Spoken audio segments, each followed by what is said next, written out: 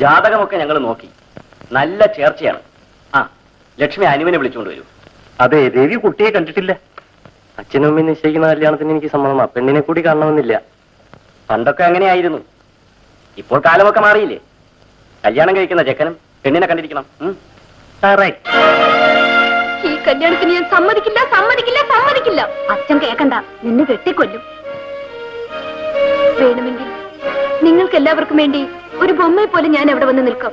അത് മതി മോളെ, ബാക്കിയൊക്കെ ഞങ്ങൾ നടത്താം. വാ.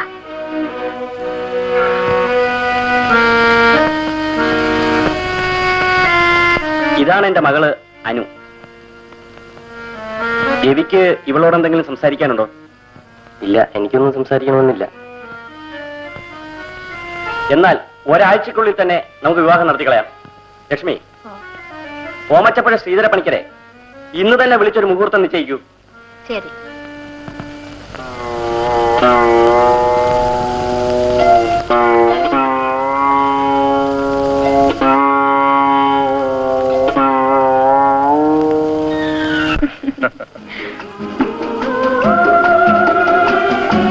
രാജേഷ് എന്നെ വിടും.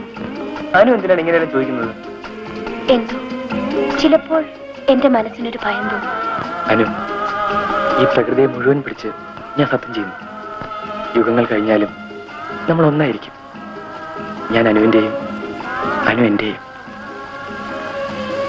രാജേഷ്. അനു, അനു.